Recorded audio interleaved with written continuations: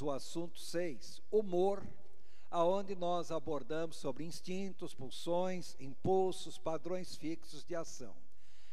Já abordamos muita coisa sobre esse assunto, mas parece que alguns pontos não ficaram claros. Então, deixa eu só reforçar. Eu gostaria que vocês decorassem essa sequência, irmãos. Quando nós falamos sobre componentes da personalidade humana, esses 5 itens eu gostaria que vocês tivessem decorado na cabeça, porque nós estaremos abordando isso até o final do curso, tá? Então, nós já começamos a falar sobre instintos, pulsões, impulsos, padrões fixos de ação, assunto que nós começamos na semana passada e vamos terminar hoje. E hoje ainda nós vamos começar o assunto emoções e sentimentos.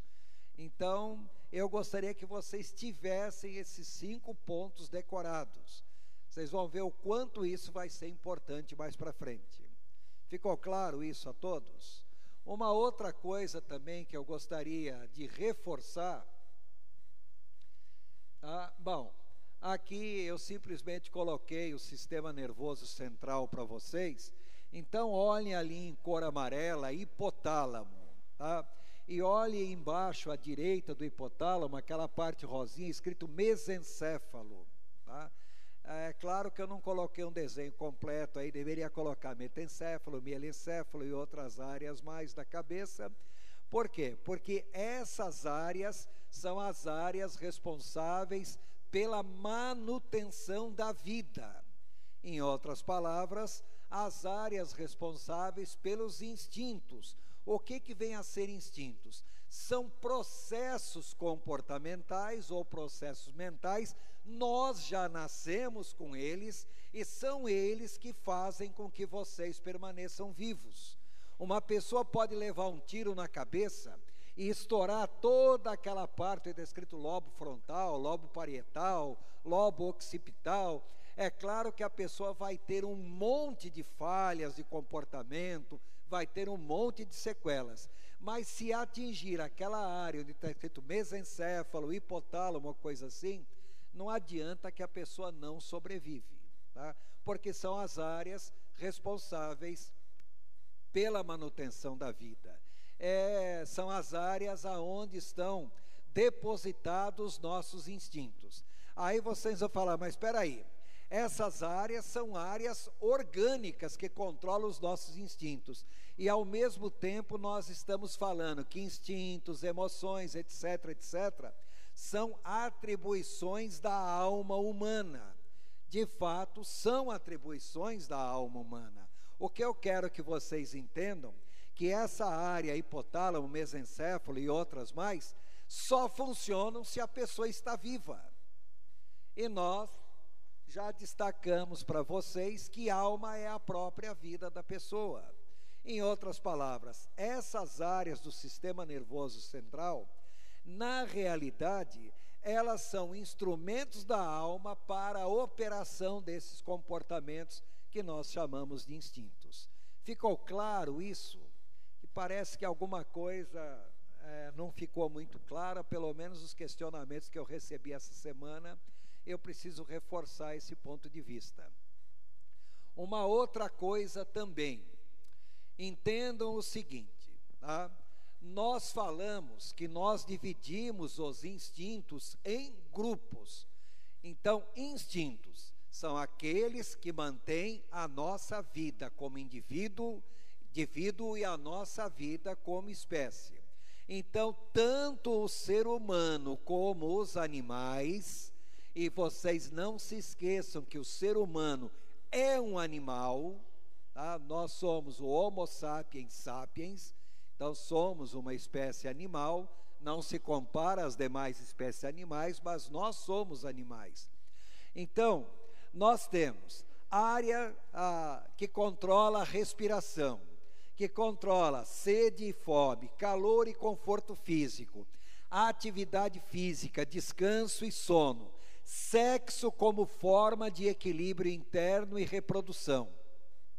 Entendam, essas necessidades fisiológicas básicas Qualquer animal tem essas necessidades fisiológicas. E nós, como espécie animal, também temos as mesmas necessidades fisiológicas. Ficou claro isso? Eu queria saber onde é que está a dúvida, onde é que está a dificuldade que tanta gente me questionou que não conseguiu entender. Agora, eu quero destacar um aspecto importante. Eu já falei, mas vou reforçar. Quando nós falamos sexo, todo mundo pensa em sexo de imediato como reprodução, como prazer, alguns pensam logo em sacanagem, tá? Quando nós falamos sexo, algumas pessoas já associam sexo a amor, embora amor seja uma coisa e sexo seja outra, mas há sim, de fato, uma relação entre amor e sexo. Agora, ninguém consegue pensar em sexo como equilíbrio homeostático do organismo. Ninguém consegue pensar em sexo como criatividade. Em outras palavras, quando nós falamos em sexo, irmão, sexo é muito mais do que reprodução, é muito mais do que prazer, é muito mais do que sacanagem, é muito mais do que amor. A finalidade do sexo é fazer com que a pessoa adquira um equilíbrio, tá, afetivo, um equilíbrio, tá, de humor. Tá? Nós abordaremos muito isso daqui para frente. E temos que lembrar também que a sexualidade em algumas pessoas, vamos dizer, na maioria das pessoas, quando se fala em sexualidade, a pessoa pensa em ato sexual. Mas entenda que quando uma pessoa está intimamente envolvido com uma atividade criadora, um artista que está fazendo um projeto, um plano, criando uma obra de arte, aquela é a sua sexualidade. Aí vocês vão falar, então sexualidade pode ser associada a isso? Bom, e eu digo uma coisa a mais para vocês: se vocês estiverem envolvidos em oração, meditação, buscando a presença do Senhor, queria informar para vocês, esta é a sexualidade de vocês. Está claro isso? É muito comum as pessoas às vezes chegarem para mim, deixa eu contar uma história real para vocês, tá? A história aconteceu. Eu trabalhava no CTA, então um dia chego eu na segunda-feira cedo para dar aula, a aula começava às 7h30 da manhã. Então eu dei a primeira aula das 7h30 até 8h20 e tal, aí fiz um intervalozinho e vou para a minha sala. Quando eu chego na porta da sala, o telefone começou a tocar, até parece que foi programado, mas não foi não, tá? Aí eu atendi o telefone e alguém dizendo que queria conversar com o Gilson, falei, sou eu mesmo. Mas quando aquela pessoa falou, eu conheço essa voz, mas de imediato eu não identifiquei. Aí eu falei, quem é que está falando? Porque eu não identifiquei a voz. Aí a pessoa para mim, olha, eu prefiro não me identificar, porque eu tenho um assunto tão sério para falar, que eu prefiro que o irmão não saiba quem está falando. Falei, tudo bem, mas eu conheço essa voz, tá? Na hora eu não atinei quem era, mas eu vou descobrir. Mas fiquei só na minha, falei, tá bom, qual o problema? Aí a pessoa falando, irmão, quando um casal é casado, né? Falei, tá bom. E o casal mantém relação sexual. Falei, tá bom. Tá? Não vejo nada de errado, visto que eles são casados. Aí eu falei, irmão, qual o problema? Aí o irmão repetiu a mesma coisa. Aí eu já chamei logo o irmão pelo nome, já tinha identificado nessa altura. Falei, irmão, fala logo, tá? Irmão Mário, vamos lá, qual o assunto? Aí ele falou, já identificou? Falei, já. Tá? Qual o problema? Aí ele falou para mim, que eu vou falar um negócio, mas é com o meu irmão fulano de tal, você conhece? Eu falei, eu conheço o seu irmão, conheço seu irmão, esposa, filhos, já fui na casa dele, conheço até o cachorro de estimação deles, tá? Então é um problema envolvendo o meu irmão. Falei, tá bom, mas qual o problema envolvendo o seu irmão? Ele falou, meu irmão é casado, né? Eu falei, eu sei que ele é casado, mas qual o problema? Eu estou em intervalo de aula, eu vou ter que voltar para a aula daqui 5 minutos, qual o problema? Aí ele virou para mim assim e falou, irmão, se um casal estiver mantendo relação sexual, tá? E de repente, a pessoa começa a falar em línguas, isso é pecado? Eu comecei a rir. Aí ele falou para mim, o irmão está rindo, o assunto é sério. Eu falei, não, eu estou rindo, porque só essa semana, isso era segunda-feira cedo, só essa semana o irmão é o terceiro que me pergunta. E os outros 2 são pastores. Aí ele para mim, o quê? Isso acontece com pastor também? Eu pensei que só acontecesse comigo. Aí eu falei, tá, então não é seu irmão. Ele falou, desculpa, irmão. Eu falei, tá bom. Entenda o seguinte, falei, quem foi que deu a ordem crescer e frutificar e multiplicar e encher a terra? Deus. Então Deus não ia ordenar ninguém a cometer pecado, está claro? Tá? Aí eu pergunto, Deus é onisciente, é onipresente, é onividente? Então se o irmão está no seu quarto com a sua esposa, queria informar que Deus está presente, Deus está vendo, Deus está ciente, Deus sabe de tudo. Aí ele falou, puxa, nunca parei para pensar nisso. Falei, tá? Agora, se o fato do irmão estar no seu quarto com a sua esposa mantendo relação sexual, Deus vai sair e fechar a porta porque vocês estão nesse estado? Tá? Ou nesse momento o Espírito Santo sai de dentro do irmão? Ele falou, claro que não. Eu falei, então, se o irmão é um homem cheio do Espírito Santo, mantendo ou não relação sexual, o irmão continua com o Espírito Santo. E se o irmão, no momento que está tão cheio assim, começar a falar em línguas, pode ser em qualquer circunstância. Falei, é meio embaraçoso, mas não é pecado, não. Bom, irmãos, o que eu quero que vocês entendam é um assunto que nós vamos abordar mais para frente. Existe uma relação direta entre vida espiritual e sexualidade. Por que será que tudo quanto é religião por aí associam as suas religiões com homossexualismo, com prática do sexo como forma de adoração? Porque na realidade existe uma relação. É que nós, cristãos, tá, entre aspas, criamos um pudorismo exagerado e desnecessário em cima disso. Ficou claro? Então entendo que sexualidade, irmãos, não é só ato sexual, não. Sexualidade abrange muito mais coisas. Mas isso aí é assunto para um outro momento.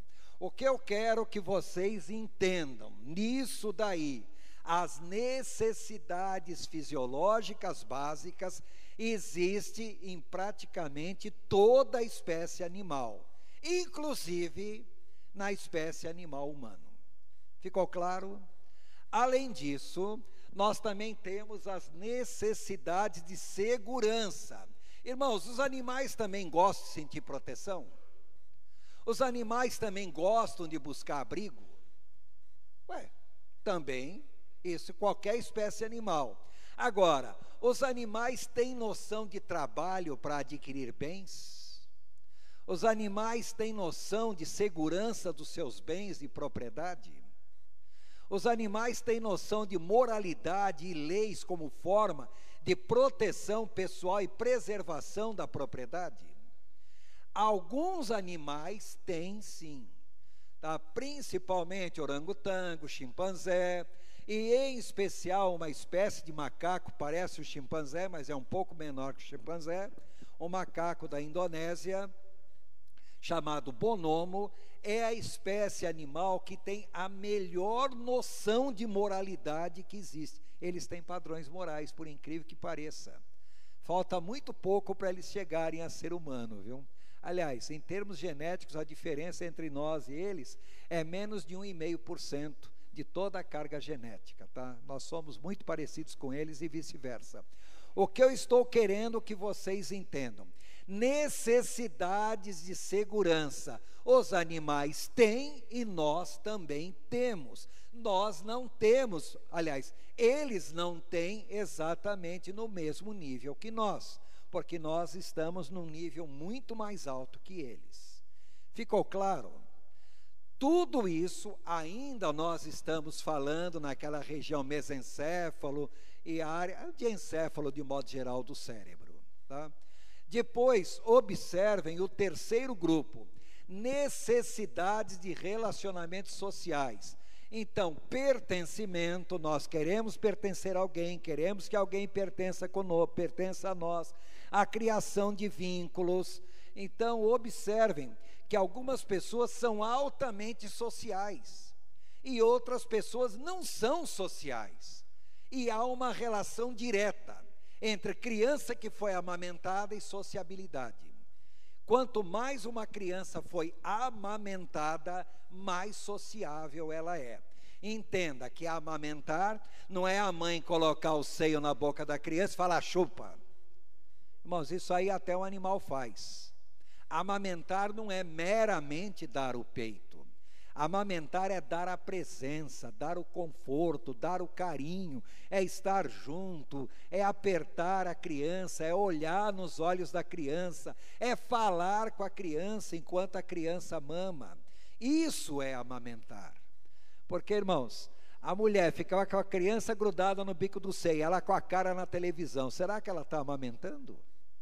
Ela pode estar alimentando, mas amamentando não.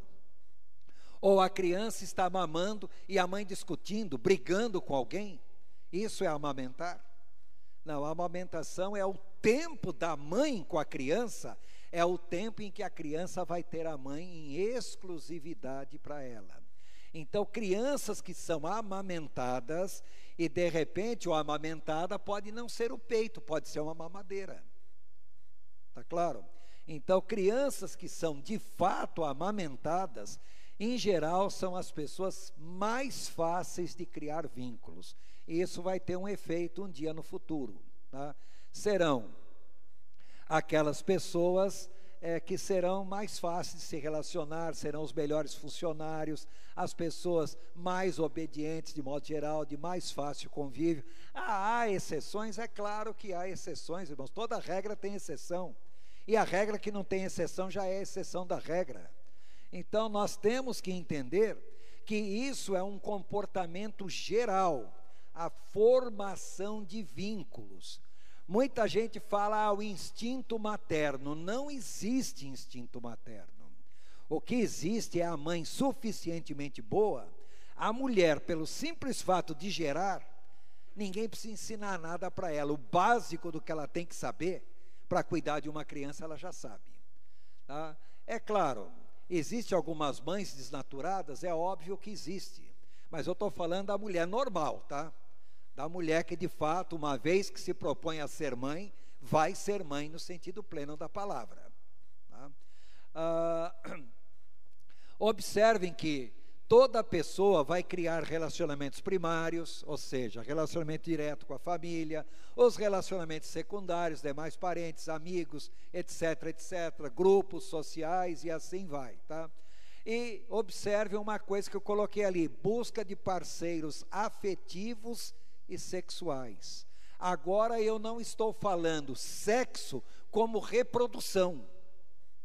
Eu não estou falando sexo necessariamente como prazer, nem como sacanagem, nem como criação. Eu estou falando sexo como uma forma de vinculação, como uma forma de expressar amor. Ficou claro? Deu para ver a diferença ou não deu? Tá? Bom, até aí, tá? Até esse grupo de necessidades de relacionamentos sociais, os animais também têm. E basta vocês observarem uma coisa: animal que na natureza vive em sociedade são animais domesticáveis pelo ser humano. Animais que na natureza não vivem em sociedade também não são domesticáveis. Então, olhem o tigre, por exemplo. É um animal sempre solitário. Vocês já ouviram falar de alguém que domesticou um tigre? Pode até o bichinho estar calmo, mas cuidado, não mosque para ele não, porque de repente o instinto dele vai falar mais alto do que qualquer outra coisa. Ficou claro? Amém? Agora observem nos grupos 4 e 5 a seguir, tá? Quando nós falamos necessidades do eu ou autoestima, dá para nós falarmos animal com confiança em si mesmo, confiança nos outros, confiança dos outros, autonomia, reconhecimento social? Será que os animais têm noção disso? Bom, talvez até tenha, mas isso aí é uma característica, ou são características instintivas tipicamente humanas. E quando nós falamos necessidade de autorrealização ou realização pessoal, ou seja, desenvolver todo o potencial que vocês podem desenvolver, buscar solução de problemas, necessidade de saber, entender, criar um sistema de valores, necessidades estéticas, o bom, o bonito, o justo. Será que os animais têm noção disso? Não, isso aí já são comportamentos tipicamente humanos. O que eu quero que vocês entendam é que essas características instintivas, que são basicamente comuns nos animais, estão localizados no hipotálamo, no mesencéfalo, que nós já falamos várias vezes aqui. Agora, essas características que são tipicamente humanas, estão numa área um pouquinho acima do mesencéfalo, chamado hipocampo e giro hipocampal, tá? Ou seja, não está no nível de animais. Estou falando do nível tipicamente humano. Claro isso a todos? Ficou entendido? Outro ponto importante, reparem que nós estamos falando de instintos. Instintos são comportamentos inconscientes. Quer nós gostemos ou não, de vez em quando os instintos escapam da gente e nós mostramos quem nós somos, por mais que nós aprendamos a controlar os nossos instintos. E observem que instintos, eu usei uma comparação de uma mesa com mais de 30 pés, são os mais de 30 instintos, dependendo da classificação que se faz, falamos em 30 instintos, 38, não interessa muito aí essa divisão. O que eu quero que vocês entendam, são instintos. Se vocês não satisfazem um instinto, vocês vão ter que compensar esse instinto exagerando em outro, porque os instintos têm que ser compensados de alguma maneira, tá? Então, se eu exagerar um instinto, eu vou sublimar outros instintos. Se eu sublimar um instinto, eu vou ter que exagerar em algum instinto ou alguns outros. Exemplo típico. Quantos de vocês já resolveram tirar um dia de jejum e oração? Instinto de alimentação vocês não vão satisfazer. Está claro? Aí vocês ficam extremamente irritadiços, nervosos, tem que se afastar de todo mundo, senão vai brigar. Não satisfez o instinto de alimentação, vai compensar no instinto de defesa. Então a pessoa acaba exagerando negativamente o instinto. Ficou claro isso a todos? Tá? Uma pessoa uma vez me procurou e disse que estava num pecado grave. Eu falei, mas qual o pecado? Porque tirou 3 dias de jejum e oração. Eu falei, bom, eu não estou vendo qual o pecado aí. Aí a pessoa fala, na última noite que eu estava em jejum e oração, eu tive um sonho, nada santo. Aí o irmão chegou para mim assim, cheguei ao ponto de ejacular. 3 dias de jejum e oração, ele ejaculou e disse que estava em pecado, estava imundo.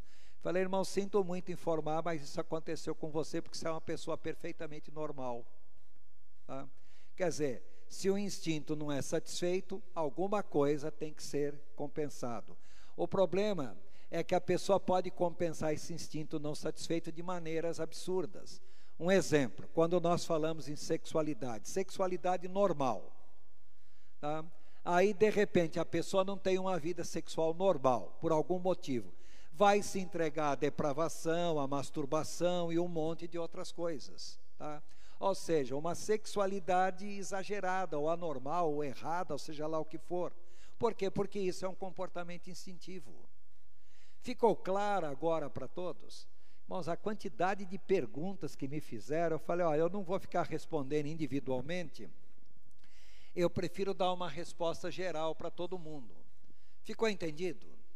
Bom, depois nós comentamos com vocês sobre algumas pessoas, características de pessoas que são altamente instintivas. Então, observe, algumas pessoas têm um comportamento altamente instintivo, outros têm um comportamento altamente emotivo, outros um comportamento altamente sensorial, outros um comportamento extremamente lógico, e outros um comportamento altamente volitivo, tá? Ou seja, quando eu coloco aqui características, entendam que eu estou falando daquela pessoa que os instintos falam mais alto na sua vida que as emoções, que os sentidos, que o intelecto, que a vontade. Então são pessoas altamente instintivas, tá? Entendam, como eu dei o exemplo na semana passada. Então aqui nós vemos algumas pessoas na Bíblia com comportamento altamente instintivo. E depois eu dei outros exemplos de pessoas que também têm comportamento instintivo, mas o forte deles não é o comportamento instintivo. Então, quando eu pego, por exemplo, Paulo, é um homem com comportamento altamente instintivo. Quando eu vou estudar emoções, eu vou pegar Paulo, um homem altamente emotivo. Quando eu for falar sobre intelecto, Paulo, um homem altamente intelectual. E quando eu for falar vontade, eu vou colocar Paulo, exemplo típico de vontade, de uma pessoa altamente volitiva. Então, entenda que esses atributos da personalidade, eles dominam sobre toda a nossa vida, ou seja, vocês são todos esses atributos. Só que alguns de vocês, de repente, o atributo que fala mais alto é o aspecto instintivo. De repente, o aspecto instintivo é forte, mas não é o mais forte, tá? Então, entenda que todos nós temos esses atributos. E uma outra coisa também, que voltando um pouco, quando eu falei sobre comorbidades, o que é uma comorbidade? Comorbidades são várias doenças que se manifestam ao mesmo tempo. Só que o termo comorbidade aqui não é empregado necessariamente para doença. Então, quando eu coloco pessoas altamente instintivas, são pessoas que tendem a desenvolver patologias são doenças, como transtorno de hábitos e impulsos, compulsões diversas, compulsão por comida, por bebida, por drogas, então tem lá logo abaixo, uso de bebidas e drogas, pessoas que têm transtorno afetivo bipolar, transtorno obsessivo compulsivo, pessoas paranoide de modo geral. O que é paranoide? É aquela pessoa que tem mania de perseguição. Então, repare o seguinte, não é porque a pessoa é instintiva, vá desenvolver doenças como essas. Mas essas doenças, quando aparecem, normalmente nós vemos uma pessoa altamente instintiva. Mais tarde vocês vão fazer um teste de personalidade e vocês vão ver características de vocês que vocês nunca pensaram que tinham, tá? Aí vocês vão conhecer uma pessoa que vocês não conhecem, vocês mesmos, tá? E quando eu falo transtornos de personalidade, eu não estou me referindo necessariamente à doença, tá? Transtorno de personalidade é um modo diferente da cabeça da pessoa funcionar. Normalmente, os transtornos de personalidade geram problemas de adaptação, então são chamados de transtornos desadaptativos, porque dificultam a vida dessa pessoa em sociedade. Entendam, não é porque a pessoa é altamente instintiva, vá desenvolver um transtorno de personalidade. Mas quando nós vemos pessoas com tais transtornos, normalmente nós identificamos que é uma pessoa altamente instintiva. Amém?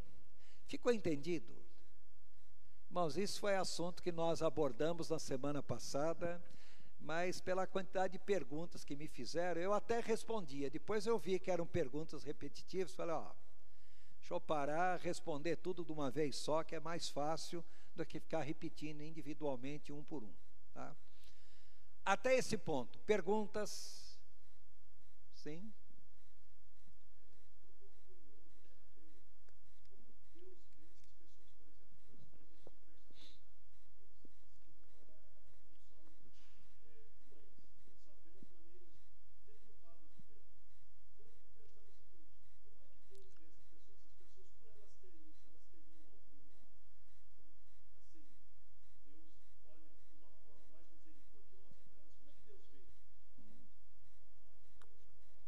Cleidson me fez uma pergunta daquelas cavernosas, irmãos.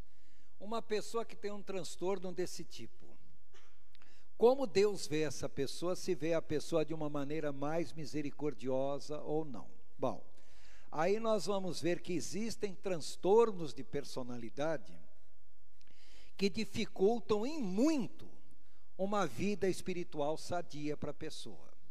Então, quando nós falamos em pessoa impulsiva, narcisista, obsessiva, sociopata, borderline, bom, são transtornos de personalidade. Vocês depois vão estudar os transtornos de personalidade na terceira parte do curso. Nós ainda estamos na primeira parte, tá? Então, vocês terão uma relação de todos esses transtornos, qual a característica de cada um. Então, pessoas que têm tais tipos de transtorno, normalmente são pessoas que têm uma dificuldade muito grande em levar uma vida espiritual sadia. Em compensação, existem outros tipos de transtornos de personalidade, inclusive a personalidade obsessiva, a personalidade fanática, a personalidade histriônica, que são pessoas fáceis de se converter. Por outro lado, nós temos que entender o seguinte: pessoas com transtorno de personalidade, se convertendo ou não se convertendo, fiquem mais ou menos espertos, porque a conversão dessa pessoa pode ter tantas implicações e pode gerar tantos problemas na igreja, irmãos, tá? Mas eu vou deixar para tratar isso no momento próprio. Agora, o que eu quero que vocês entendam, são pessoas que alguns já têm uma desvantagem em relação aos demais no que se refere à conversão, e outros têm uma vantagem em relação aos demais. E aí vem aquele negócio: como que Deus vai tratar individualmente? O que vocês têm que entender é que transtorno de personalidade não é doença, é modo disfuncional da cabeça da pessoa trabalhar, ou seja, é um modo de funcionamento errado da cabeça funcionar, ou seja, a cabeça que não funciona adequadamente. Mas essas pessoas têm plena consciência do certo, do errado. Quando fazem algo errado, eles sabem que erraram, tá? Por isso que pessoas com transtorno de personalidade, se cometem crime, respondem criminalmente pelo crime que cometeram. Agora, pessoas com patologia, dependendo da patologia, pode ser inimputável. Ela pode não responder criminalmente pelo crime que cometeu em função da patologia. Cuidado, não é toda a patologia que leva a pessoa a ser inimputável, tá? Então, uma pessoa em surto psicótico, de repente pode matar alguém, mas se está num surto psicótico, ela é inimputável, ela não será punida pelo fato de ter matado alguém, porque ela não tinha domínio de si mesma, tá? Então, cuidado. Ah, mas uma pessoa num surto psicótico pode ter consciência? Bom, essa questão de consciência, irmãos, existem pessoas e pessoas, tá? Então, uma das piores coisas que pode acontecer para um psicólogo, e eu já passei por essa experiência, e não é nada agradável, irmãos, quando nós temos que fazer uma avaliação psicológica para alguém, de alguém, e entregar um laudo para um juiz sobre essa avaliação. Vou falar para vocês, é um trabalho ingrato que vocês não podem nem imaginar, tá? Já passei por isso 2 vezes e não gostei, tá? Fui chamado para fazer um laudo na semana passada. Falei: olha, para ser franco, eu gostaria que não fosse eu. Felizmente, não precisei. Bom, tudo bem até aí? Pois não?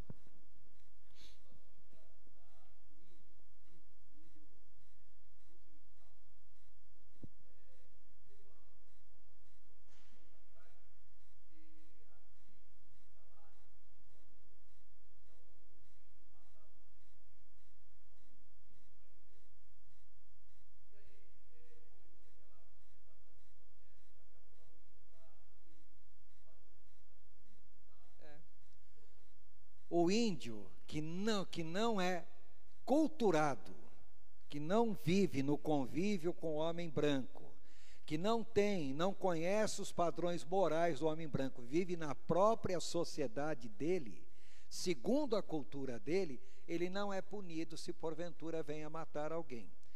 Eu dou um exemplo. Eu morava entre os índios Terenos e Cadiueuas, lá em Mato Grosso, e lá, quando uma mulher tem filho gêmeo, Então, parte do princípio que um filho é um demônio que vem acompanhando a criança normal. Então, esse filho tem que ser morto, porque o demônio tem que ser extinto. Então, eles matavam filhos gêmeos ali, quer dizer, matavam uma das crianças. O problema é, qual das duas que está com o demônio? Então, era um problema. E eu vi lá casos, por exemplo, de a mãe optar por jogar uma criança num rio cheio de jacaré, e a criança foi devorada, tá? E segundo a lei da tribo, ela estava certa, porque ela poupou uma criança, tá? Não é que ela matou ela poupou uma, tá? No ponto de vista deles. Quer dizer, para nós era inimputável. Aí o que aconteceu? Uma missionária que estava lá, uma missionária americana, no meio dos índios, ela viu um caso desses. Quando aconteceu de uma mulher ter filhos gêmeos, então a criança foi jogada no rio, ela pulou no rio e pegou a criança, tá? Falou que ela ia adotar a criança. Aí veio aquele negócio, não pode porque a criança tem que morrer. Aí ela falou, mas vocês não jogaram a criança no rio? Jogaram. Então, se vocês jogaram, pela lei de vocês, a pena de morte foi cumprida. Então, eu quero ficar com a criança.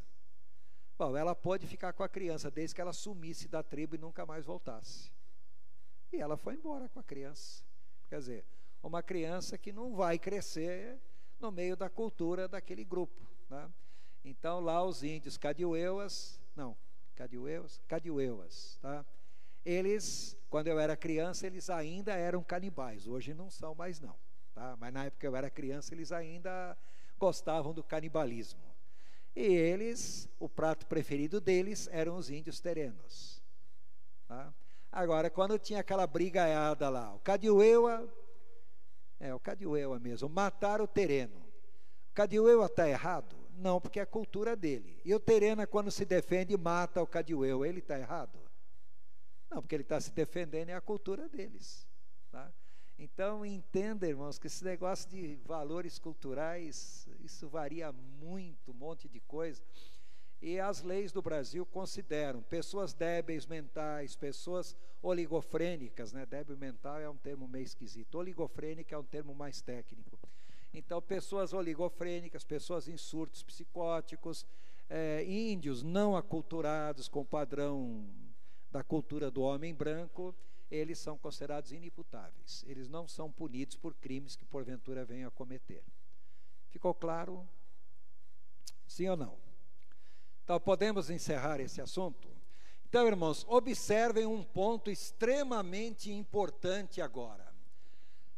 Quando nós falamos instintos, observem que os instintos são responsáveis pelo comportamento humano. A alma é a sede dos nossos instintos. Ou seja, o sistema nervoso não vai exercer instinto nenhum se a pessoa não estiver viva, tá? Então, quem controla tudo isso em última análise, na realidade é a alma. E qual é a tendência da alma? A tendência da alma é pegar um instinto e usar e abusar desse instinto. Ou abusa para mais, ou abusa para menos. Ou seja, exagera o instinto. Então, eu coloquei alguns exemplos só para vocês terem noção. Por exemplo, eu falei sobre instinto de alimentação e sede. Observem que na Bíblia está escrito, disse Deus, eis que lhes dou todas as plantas, lhes dou todas as plantas que nascem em toda a terra e produzem sementes, e todas as árvores que dão fruto com sementes, elas servirão de alimento a vocês. Em outras palavras, quem foi que criou o homem com instinto de alimentação? Sem alimentação, a pessoa sobreviveria? Dá para vocês entenderem que os instintos são responsáveis pela manutenção da vida? Então, comer é natural. Agora, qual é a tendência da alma? Ou ela abusa da alimentação, ou seja, a glutonaria, ou da bebida, a embriaguez. Então, o comilão, o ébrio, bom, aí ele está em pecado. Gálatas capítulo 5, versos 19 a 21. Por outro lado, a pessoa que não come ou não bebe, a pessoa abstênica.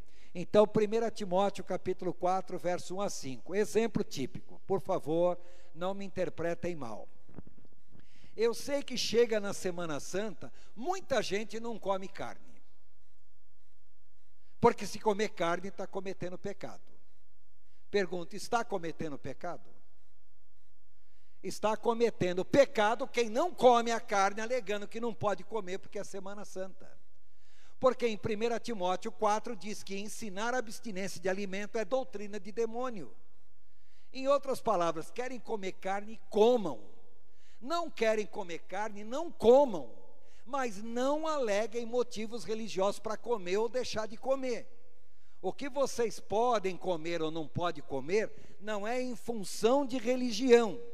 É em função de algo que faz mal para a saúde de vocês ou não faz. Eu, quando era criança, eu fui criado dentro de alguns preceitos do judaísmo. Tá? Minha família abandonou o judaísmo de longa data, mas eu ainda fui criado dentro de alguns preceitos. Até hoje eu tenho uma dificuldade muito grande em comer carne de porco. Se depender de mim, eu não como carne de porco. Se tiver outra opção, eu vou comer outra opção. Mas se não tiver opção, eu vou comer a carne de porco. Eu entendo que o comer ou não comer é uma questão de consciência minha para com Deus. Apenas por uma questão de que eu fui ensinado a não comer, eu me condicionei a não comer. Mas se eu quiser comer, eu vou comer. Ficou claro? Então, se alguém quer comer, coma. Se não quer comer, não coma. Agora, cada um tem uma consciência livre com relação a isso, que a sua consciência seja só segundo Deus. Romanos capítulo 14, verso 10 e Colossenses capítulo 2, acho que verso 9, se não me engano, não me lembro agora ao certo, tá? Em outras palavras, como ou não como é uma questão de decisão de vocês. Ficou claro isso para todos? Sim ou não? Então, reparem, comer não é pecado. Agora, comer demais, exagerar, glutonaria é pecado? É. Agora, ser abstênico por motivos que não justificam, é pecado? É. Então, repare que não é o comer que é pecado, é o exagerar para mais ou exagerar para menos. Quando eu falo também sobre proteção ou defesa, quando Deus criou o homem no jardim do Éden, tá? Ele diz, mas não coma da árvore do conhecimento do bem e do mal, porque no dia em que dela comerdes, certamente morrerá. Então o homem já sabe que algumas coisas faz mal? Faz mal. Sabe que poderá morrer por isso? Sabe. Agora entenda bem, isso é uma forma da pessoa se proteger. Agora, quando uma pessoa, por exemplo, parte do princípio que a melhor proteção, a melhor defesa é o ataque, e a pessoa se torna extremamente violento, agressivo. Bom, aí então, ela está pecando por exagerar o instinto de proteção. Por outro lado, a pessoa que é extremamente covarde ao extremo, a ponto de não fazer nada, ela está pecando para menos do que se refere ao instinto de proteção, o que igualmente é condenado. Então tem lá Gálatas capítulo 5 e Apocalipse capítulo 21. Ou seja, exagerar o instinto de proteção para mais ou exagerar para menos é errado do mesmo jeito. Sim?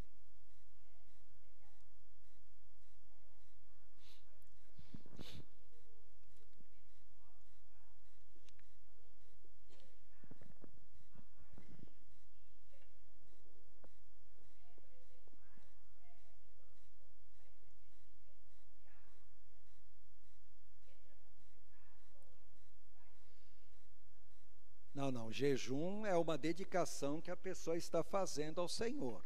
Agora, muita gente comete dois erros com relação ao jejum. O primeiro erro com relação ao jejum que as pessoas cometem muito, penso que jejum é só ficar sem comer. Não, não é deixar de comer, é um período em que a pessoa não vai satisfazer os seus instintos, ou controlar os instintos ao máximo, mas é um período que a pessoa vai tirar para ficar na presença do Senhor. Isso é jejum. Ficar sem comer, só ficar sem comer não é jejum, tá? Jejum, mais do que ficar sem comer, é uma dedicação ao Senhor. E uma outra coisa também, me desculpe que eu vou falar, eu sei que eu vou pisar no calo de muita gente.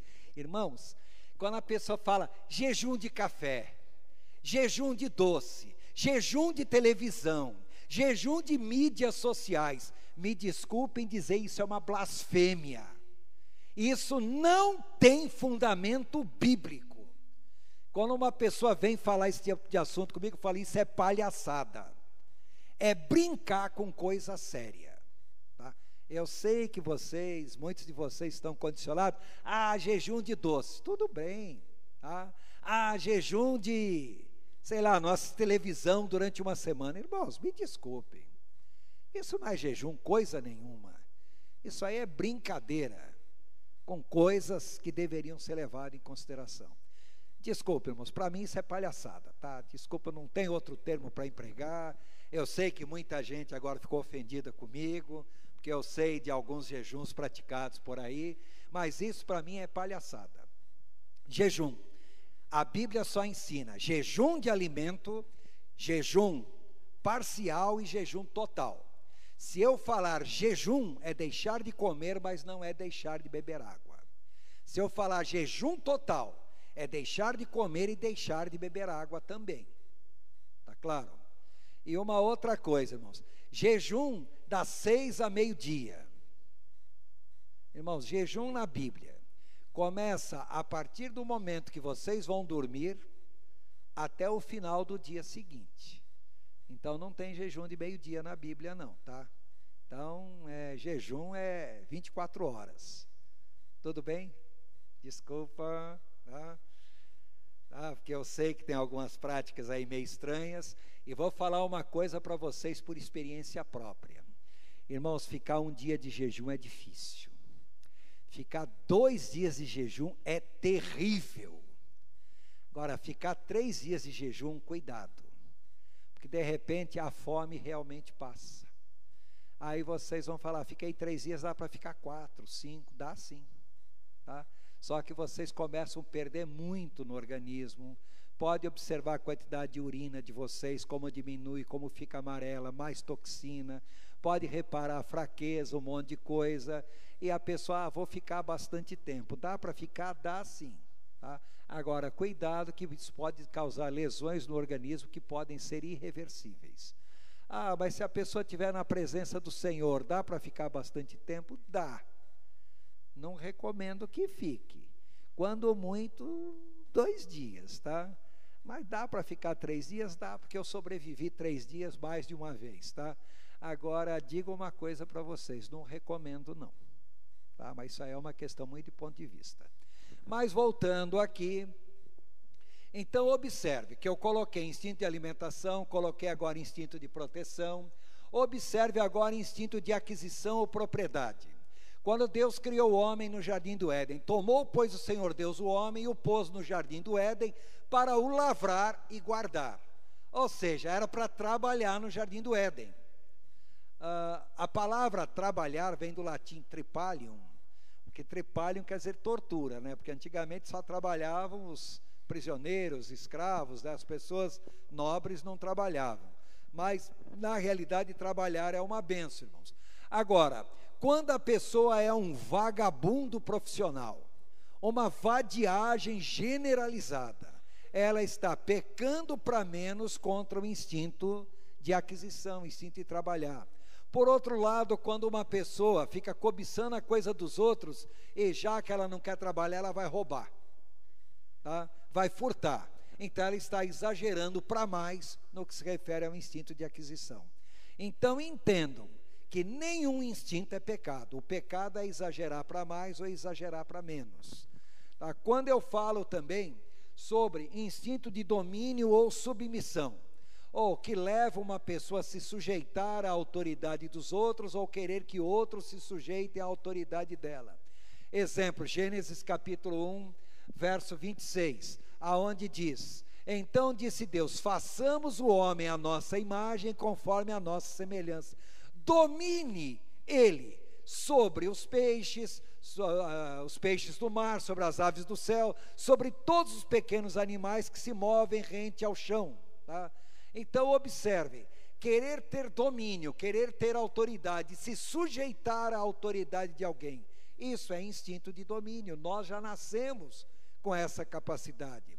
Por outro lado, a pessoa que é tirânica, a pessoa que é abusadora, a pessoa que é manipuladora, tá? Ela está exagerando para mais no instinto de domínio. Por outro lado, a pessoa que é insubmissa, rebelde, ela está exagerando para menos no instinto de domínio. Conseguir entender que do instinto não é errado. Instinto é para manutenção da vida. O errado não é o instinto, é o modo como eu uso o instinto. Se eu exagerar para mais, eu errei. Se eu exagerar para menos, eu errei do mesmo jeito. E observem ainda, quando eu falo sobre instinto de socialização ou gregário, viver em sociedade. Então o Senhor Deus declarou: não é bom que o homem esteja só. Farei para ele alguém que o auxilie, que lhe corresponda. Então, irmãos, se Deus achou que nós devemos viver em sociedade, quem somos nós para dizer não? Por outro lado, nós temos que entender que quando o homem é um ser social, devemos entender que o homem não deve, de maneira nenhuma, se apegar aos pecados das pessoas com quem ele convive. E nem tampouco falar, não, para não pecar eu vou me afastar de todo mundo. Então, uma pessoa que se envolve socialmente nos erros dos outros está errando. E uma pessoa que se abstém, não, eu vou me trancar num convento, num seminário, para eu não ter contato com ninguém. Jesus foi bem claro: não peço que os tire do mundo, mas que os livre do mal. Então, não é para vocês se afastarem do convívio social, porque aí vocês estariam errando. Mas também não é porque estão no convívio social, vão fazer tudo que a sociedade permite, tudo que a sociedade acha certo. Ficou claro? Tá? E um último instinto, quando nós falamos em instinto de reprodução. Então Deus abençoou e lhes disse: frutificai e multiplicai-vos, enchei a terra. Irmãos, quando eu falo frutificar e multiplicar e encher a terra, só tem um jeito de fazer isso: é através do ato sexual. Agora entenda, perversões sexuais de qualquer natureza. A palavra sexu vem do latim, a palavra sexo vem do latim sexu, que quer dizer natureza, que por outro lado vem de uma palavra mais antiga ainda, que é a palavra secare. Secare, daí a palavra secção, quer dizer separar, mas no sentido de separar homens e mulheres. Em outras palavras, só existe dois sexos: ou é o masculino ou é o feminino. Não tem intermediário nesse meio campo aí. E mais do que isso, se nós falarmos em relacionamento sexual, obrigatoriamente tem que ser entre um homem e uma mulher. Então, quando a pessoa fala em homossexualismo, tá? Veja bem, Deus não condena a homossexualidade. Deus condena o homossexualismo. A tendência que a pessoa tem a uma atração a sexo oposto, isso chama-se sexualidade. Por motivos vários, nós vamos ter 2 palestras sobre isso, bem mais para frente no grupo Crer e Ser, porquê da homossexualidade, porquê do homossexualismo. A ideologia de gênero é um assunto mais para frente que nós vamos falar. Então entenda, Deus não condena a homossexualidade, Deus condena o homossexualismo como prática imoral. Aí vocês vão falar, então o homossexual é imoral? Não necessariamente. E eu pergunto, não tem um monte de pessoa heterossexual aí que vive uma vida completamente imoral? Então está condenado do mesmo jeito. Não é a homossexualidade, é a bandalheira sexual. Então o homossexualismo é uma coisa, a homossexualidade é outra coisa, tá? Então a pessoa ter tendência homossexual é uma coisa, a pessoa se envolver com o homossexualismo é outra história. Aí sim a pessoa entra em contradição com a palavra de Deus, tá? Então, perversões sexuais as mais diversas. Existem mais, sei lá, eu vou enumerar para vocês mais tarde, pelo menos umas 30 perversões sexuais diferentes, para vocês tentarem compreender alguns comportamentos. Então, tudo isso daí seria errado. Por outro lado, a pessoa, então, para não errar, eu vou me abster sexualmente.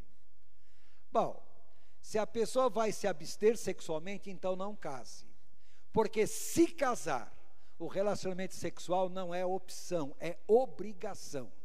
E um casal que se abstém sexualmente sem que haja um motivo que o justifique, não só poderão estar em pecado, como estão dando lugar ao diabo entrar e cirandar na vida do casal. Tá? Então Paulo escreve muito bem sobre isso em 1 Coríntios capítulo 7, do verso 1 ao verso 5. O que eu quero que vocês entendam, eu enumerei só 6 instintos aí, mas entendo que não são só 6. Existem dezenas de instintos. Nenhum instinto é pecado. O pecado está em abusar para mais, exagerar o instinto, ou abusar para menos, não praticar o instinto. Aí sim a pessoa estaria incorrendo em pecado. Ficou claro? Só que a Bíblia diz, a alma que pecar, essa morrerá. Bom, se pecado é exagerar instinto, aí é pecado. A Bíblia diz, a alma que pecar. Então nós já vimos ao longo do que nós estamos falando, que a sede dos instintos está da alma humana. Ficou claro? Está entendido para todos? Tá? Vai ter alguma pergunta posteriormente sobre o assunto? Tá? Sim, pois não. Como que é seu nome? Paulo. Pastor Paulo, da Igreja Metodista de Mogi das Cruzes.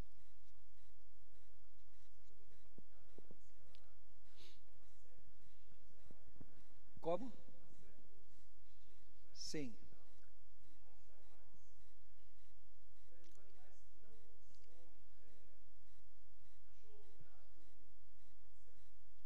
Uma pergunta interessante, irmãos. A sede dos instintos é na alma. E o animal? A sede dos seus instintos não é na alma do mesmo jeito? Então o animal é responsável pelo crime, pelo pecado que comete? Não. Pergunto.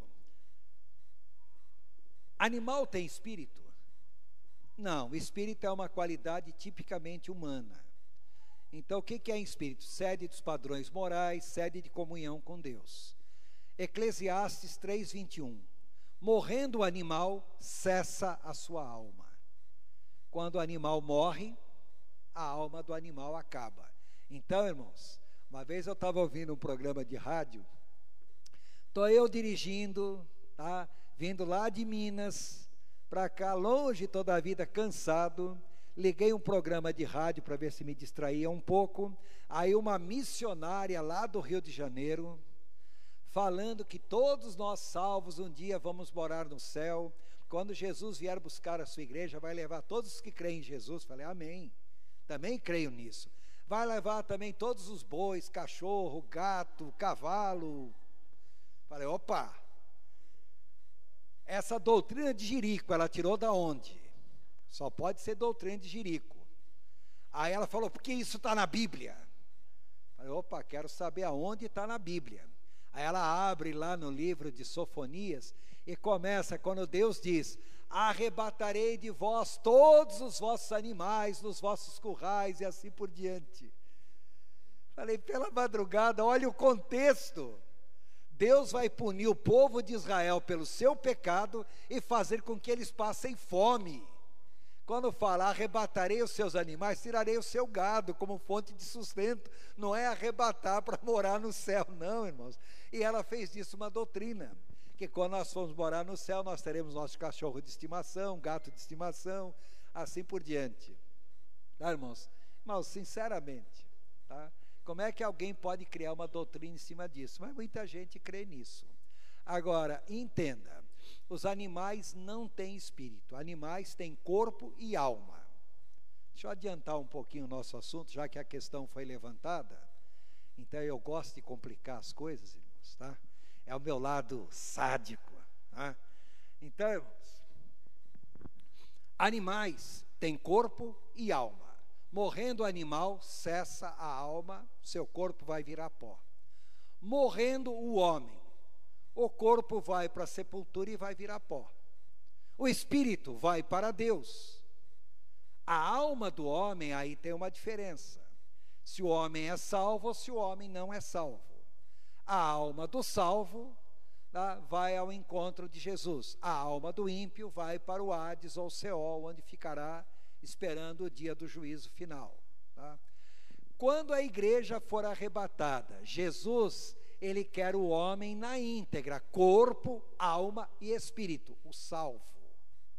Ficou claro? Agora, e o ímpio? Como é que fica? O ímpio, quando ressuscitar, ele vai ressuscitar para a condenação. E ele vai para o inferno em corpo e alma, Mateus 10, 28. Tá? Não devemos temer quem pode matar o corpo, mas quem pode lançar corpo e alma no inferno. Então o ímpio ressuscita em corpo e alma para ser julgado, condenado e vai para o inferno. Aonde Jesus diz lá em Marcos 7, lá onde o bicho não morre, o fogo nunca se apaga. Já leram isso? Esse versículo 3 vezes em Marcos capítulo 7. Bom, irmãos, onde o bicho não morre e o fogo nunca se apaga, que bicho é esse? Bom, irmãos, obviamente não é cobra, barata, minhoca ou coisa assim. Ora, se os animais não têm corpo e alma, o ímpio, quando ressuscitar, ressuscitará como? Em corpo e alma. O que vai faltar no ímpio ressurreto? Espírito, que é um ponto de ligação entre o homem e Deus. Ele não terá mais ligação, então não terá mais espírito. Então, quando fala onde o bicho não morre, é só uma figura de linguagem para dizer onde o homem ímpio não morre. Bicho ali não é o diabo, bicho ali não é animal. Bicho ali, irmãos, é o ser humano que ressuscita em corpo e alma, comparando o animal que só tem corpo e alma. Ficou entendido?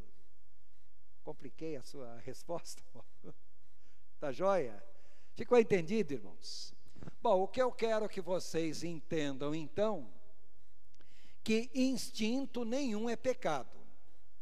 No entanto, observe uma coisa.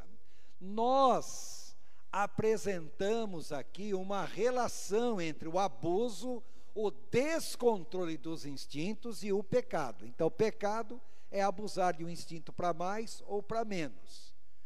Na realidade, o que eu quero destacar não é em si esse negócio de ser pecado ou não.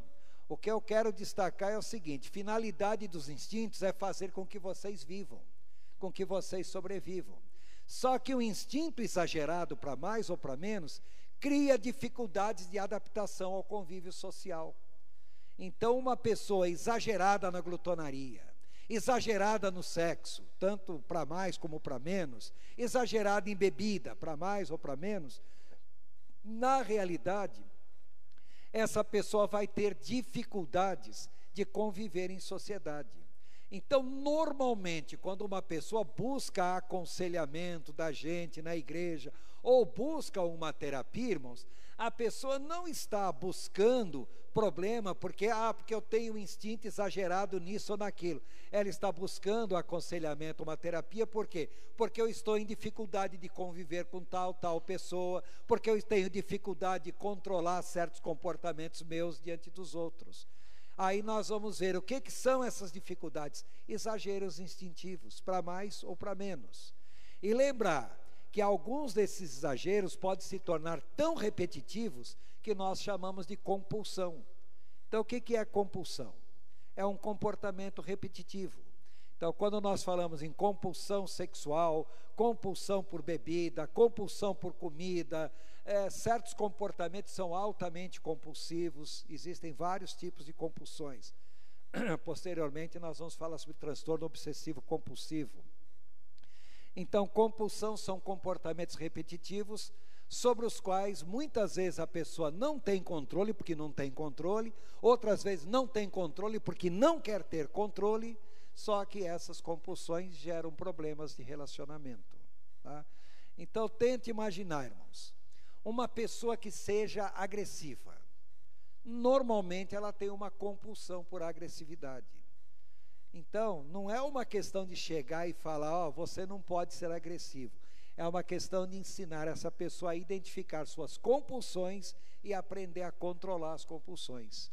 Então, nós fazemos isso através de treinamento de habilidades sociais, controle de impulso ou coisa assim, tá?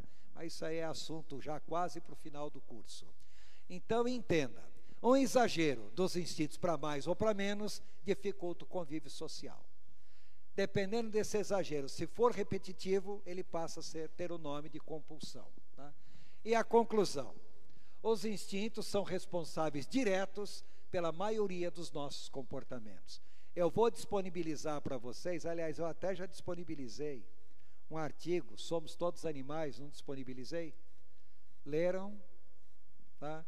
É para ver que aquilo que nós muitas vezes achamos que é um comportamento humano, é um modo polido, irmãos, mas é um comportamento animal. Dou um exemplo para vocês, típico de comportamento animal. Vocês saem daqui e vão para casa. Qual é a primeira coisa que vocês fazem quando chegam em casa? Normalmente. Bom, primeira coisa normalmente é ir no banheiro. Mas se vocês saíssem daqui, ao invés de ir para a casa de vocês, fossem para a casa de alguém, vocês iriam no banheiro? Dificilmente iriam. Mas por que na casa de vocês vão? Porque ali é a casa de vocês. Ali é o lugar onde a gente pode mostrar, entre aspas, os nossos comportamentos mais instintivos que existem. Depois que vocês vão no banheiro, qual é o comportamento seguinte? Abrir a geladeira e pegar alguma coisa da geladeira. Vocês fariam isso na casa de alguém? E por que fazem na casa de vocês? Bom, ir no banheiro é uma necessidade fisiológica básica, ou seja, instinto. Agora, vocês abrem a geladeira e comem, porque estão com fome? Não. Vocês não comerão porque estão com fome, vocês comerão porque chegaram na casa de vocês. Isso é comportamento instintivo. Irmãos, um animal não sai fazendo xixi em tudo quanto é poste, marcando território? É óbvio que vocês não saem fazendo xixi em poste por aí. Tá claro? Mas olhem a arrumação da casa de vocês. Quando vocês eram crianças, viviam na casa dos pais. Aquela casa era a casa de vocês, não era? Aí vocês se casaram e saíram da casa dos pais. Quando vocês voltam para a casa dos pais, por mais que vocês saibam que é a casa de vocês, vocês se sentam plenamente à vontade agora? Parece que não. Agora, por outro lado, se os pais de vocês vão na casa de vocês, pergunte para eles se eles se sentem plenamente à vontade na casa de vocês. Não, porque ali não é território deles. Ou seja, isso é comportamento instintivo. E nós não percebemos que fazemos. Quando a gente chega numa casa, encontra a casa toda arrumadinha, toda os mínimos detalhes, eu já fico pensando logo como que é a dona dessa casa. Deve ser alguém que tem um comportamento obsessivo compulsivo. Mas se eu encontro a casa também um auê, uma baderna, eu fico pensando como será a dona dessa casa. Tá? Uma pessoa desorganizada ao extremo. Quando eu olho para uma casa e vejo a casa toda fechada, tá, muro alto, coisa assim, eu fico pensando, como que é o homem dessa casa? Como ele é reservado? Se por outro lado a casa é toda aberta, eu fico pensando, como que é o homem dessa casa? Alguém mais dado, alguém mais aberto. Tá? Ou seja, são comportamentos instintivos. Nós não percebemos que fazemos, mas nós fazemos. Lembra que eu falei para vocês? Olha o casal andando na rua, de mãos dadas. Olha a mão dos dois. Quem é que fica com as costas da mão para frente? É o homem ou a mulher? Já falei isso. Tá? Quem fica com as costas da mão para frente é quem é o dominador no casal. Teoricamente deveria ser o homem. Agora eu pergunto, será que é sempre o homem o dominador dentro de casa? Irmãos, tem muita casa aí onde a mulher manda tudo e o homem só manda uma coisa, tá? Manda a cabeça baixar para aceitar a autoridade da mulher e olhe lá. Tá claro? São comportamentos instintivos. Se vocês passarem por alguém e falar bom dia, boa tarde, boa noite, é possível que a pessoa nem responda para vocês. Agora, se vocês passarem por alguém, olhar bem nos olhos da pessoa e der uma acenada com os olhos, ou arregalar os olhos assim, a pessoa vai arregalar os olhos. ela vai responder com os olhos, porque isso é comportamento instintivo, não é comportamento aprendido. Ficou claro? Bom, eu vou colocar para vocês um artigo sobre linguagem corporal para vocês lerem, tá? Sobre hábitos que nós temos, tá? Aceno de mão, tá? Posição do corpo. Vocês vão descobrir que muitos comportamentos que nós temos são comportamentos instintivos. Fazemos sem saber que estamos fazendo. Amém? Bom, irmãos, então os instintos são responsáveis pela maioria dos nossos comportamentos. O que nós temos que entender, tá? Que a finalidade deles é a manutenção da vida. E temos que entender também que os instintos são inconscientes. Ah, então nós não temos domínio sobre eles? Temos sim, porque eles são inconscientes, mas são altamente condicionados. Exemplo, comer é um instinto.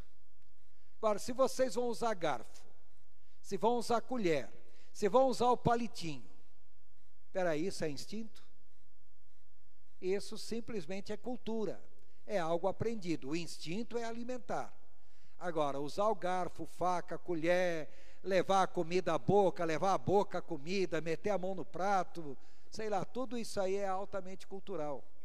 Eu lembro quando eu fui em Israel, estou eu lá participando de uma ceia, lá, legal a ceia, olhei assim na mesa, um monte de cumbucazinha com carne, era carne de carneiro, isso eu sabia. Com vegetais, mas não me falaram que vegetal que era. Eu estou olhando, não tem um garfo, não tem uma colher, não tem uma faca, não tem nada. Aí eu vejo que o pessoal na maior calma leva a cumbucazinha na boca e vão comendo aquela comida ali que está na cumbuca, metendo a boca na cumbuca. Falei, legal, vou repetir. Pego a cumbucazinha e levo na boca. Mas aquilo era pimenta. E do pior tipo possível. Que eu pus aquilo na minha boca, eu tenho uma certa alergia à pimenta, irmãos. Mas na hora, me ardeu a alma todinha. Tá? A lágrima descia. Tá? E eu vou fazer o que com aquele negócio? Cuspi. Estava todo mundo comendo uma boa. Eu engoli. E a lágrima descia, irmãos. Tinha uma jarra de água na minha frente. Era para todo o pessoal da mesa. Eu bebi a jarra sozinho. Tinha uma jarra de suco de uva. Eu bebi a jarra sozinho. E tinha uma garrafa de vinho. E eu que não bebo vinho. Falei, vocês me perdoem. Mas hoje bebi o vinho também. E nada de me aliviar, irmãos. Fui para o banheiro e fiz a pior besteira da minha vida. Lavei o rosto. Irmãos, aí a ardência espalhou mais ainda, tá? Agora, veja bem, será que seria culturalmente correto chegar na casa de vocês, coloca lá a comida no prato, pegar o prato e levar na boca? Se eu fizer isso na casa de vocês, vocês vão ficar me olhando com o olho enviesado, né? Mas lá na cultura deles, não tem garfo, não tem faca, não tem nada, é o comportamento normal, tá? Pergunto, o instinto é a alimentação. Agora, o modo como nós vamos nos alimentar é altamente cultural. Ficou claro? Está entendido? Então, irmãos, entendam que os instintos determinam os nossos comportamentos. Eles estão ali para a manutenção da vida, mas entendam que se eles forem exagerados, eles podem gerar um monte de problemas comportamentais de modo geral. Então, só para encerrar, emoções e instintos são comportamentos inatos. Nós já nascemos com eles, mas eles podem ser condicionados, podem ser doutrinados, domados, tá? Podem se tornar ruins em função do modo como nós os exercemos. E lembrar que nessa luta contra os nossos próprios instintos, muitas vezes, irmãos, nós temos que chegar e encarar logo, eu tenho fraqueza em tal área. Eu não consigo dominar tal área, tal impulsividade na minha vida. Então, se vocês têm fraqueza instintiva em alguma área, não adianta tapar o sol com a peneira. É melhor admitir logo que tem, porque se nós conhecemos o inimigo, sabemos como lutar contra ele. Se não conhecemos o inimigo, irmãos, então é melhor nós vermos logo quais são os nossos defeitos. Amém? Tudo bem? Bom, irmãos, esse é o fim da lição número 6. Vocês já receberam a número 7, então vamos começar a 7 agora, tá?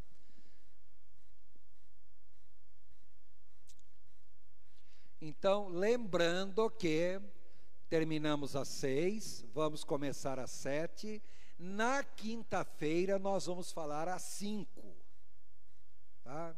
Então, quem quiser ver a lição 5 é na quinta-feira. Quem não vier na quinta, não vai ter a lição 5 na semana que vem, não. Tá? Então, irmãos, nós já falamos que o humor, e falamos instintos, pulsões, impulsos, padrões fixos de ação, fazem parte dos nossos humores.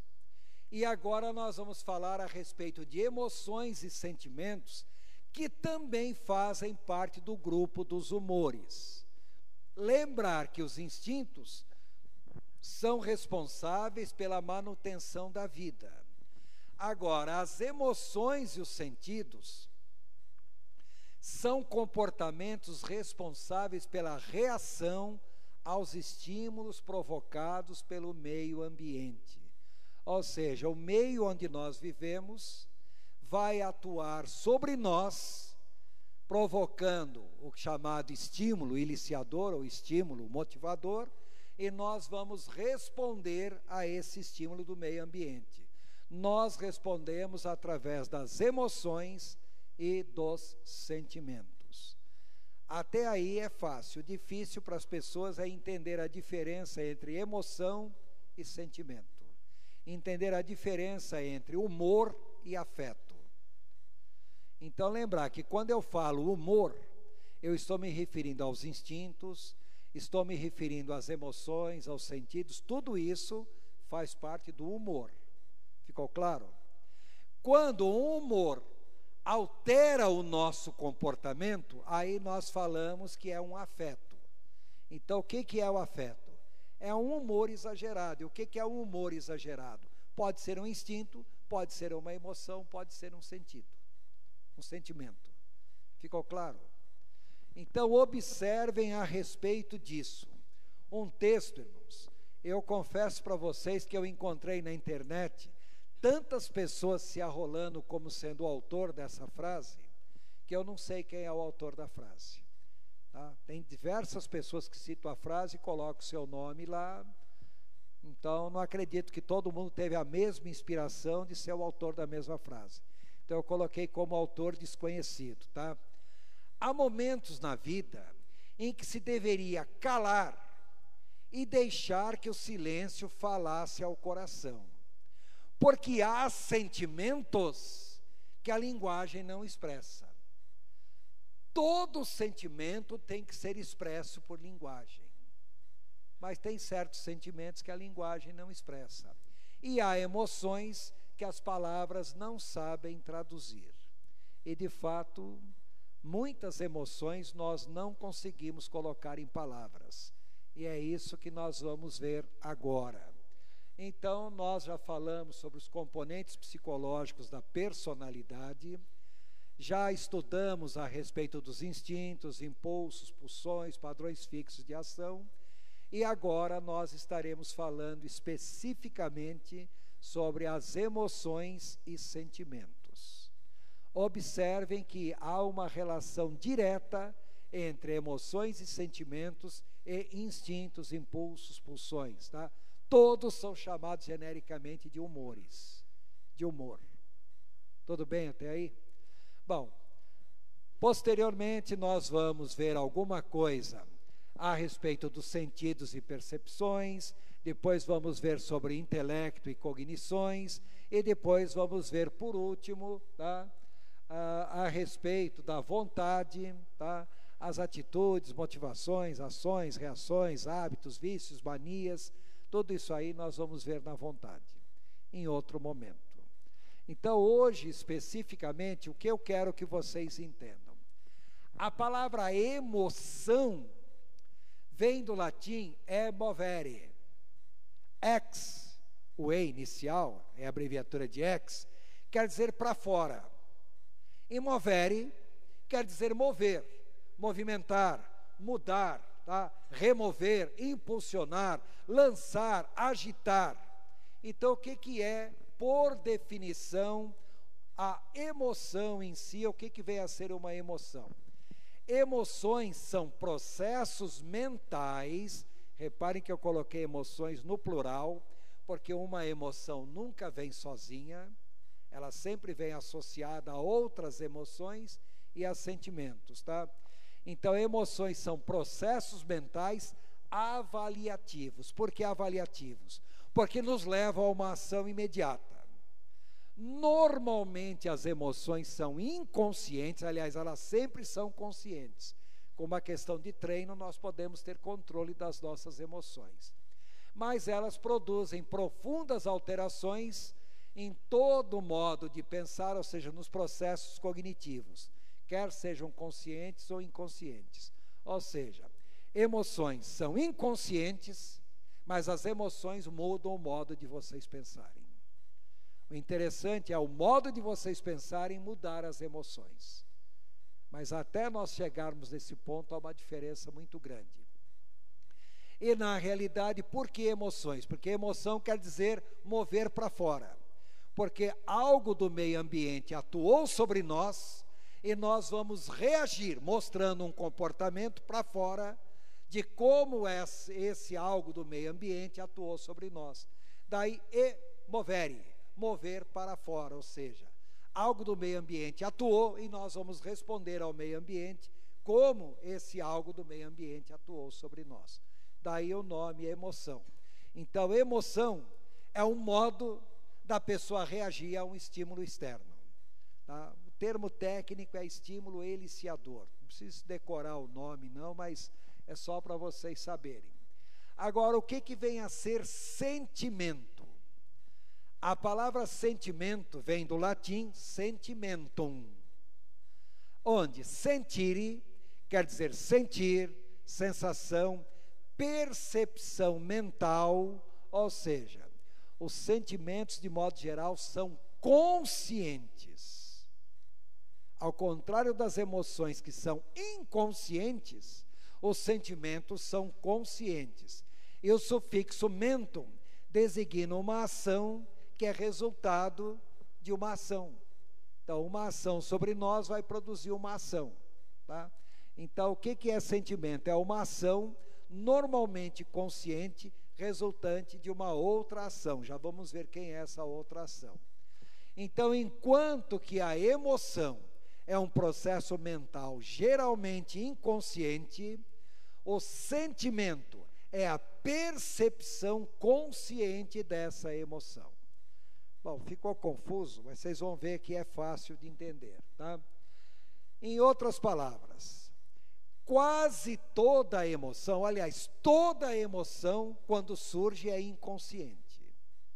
Mas quase toda a emoção, se nós nos concentrarmos nela, nós podemos transformar essa emoção consciente. Se nós tentarmos explicar, verbalizar essa emoção, nós podemos transformar a emoção num sentimento. Então, o que é um sentimento? É a racionalização de uma emoção. Tá? Eu sei que ainda está confuso, mas deixa eu dar um exemplo para vocês. É uma história real. Eu me lembro que eu estava no 2º ano primário, então eu devia ter uns 8, 9 anos por aí. E foi eu, meu pai, meus irmãos, nós fomos lá para Mato Grosso, lá no Pantanal Mato Grossense. Meu pai era mato-grossense, então vira e mexe a gente ia para lá.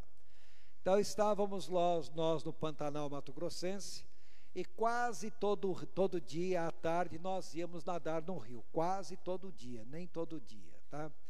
Então, um dia eu virei para os meus irmãos, para os meus primos e falei, amanhã, de manhã, vamos nadar? Todo mundo, vamos.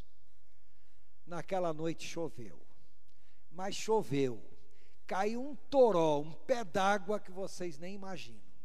E eu já pensei logo, bom, nosso passeio de manhã foi por água abaixo. Mas amanheceu um dia lindo, ensolarado, bonito, um sol forte. Virei para os meus irmãos, primos e outros garotos, vamos nadar? Todo mundo, vamos. Aí sai aquele bando de garotos, uns 20. Caminhamos, saímos da cidadezinha onde nós morávamos, tá? Cidade não, vilarejo, tá? Saímos, entramos mata adentro, uma trilha na mata, e na caminhada na trilha da mata tinha uma pinguela. Era um riachozinho, onde tinha um tronco de árvore, todos nós passamos por ali, só que como tinha chovido muito, aquele riacho estava com uma correnteza muito forte.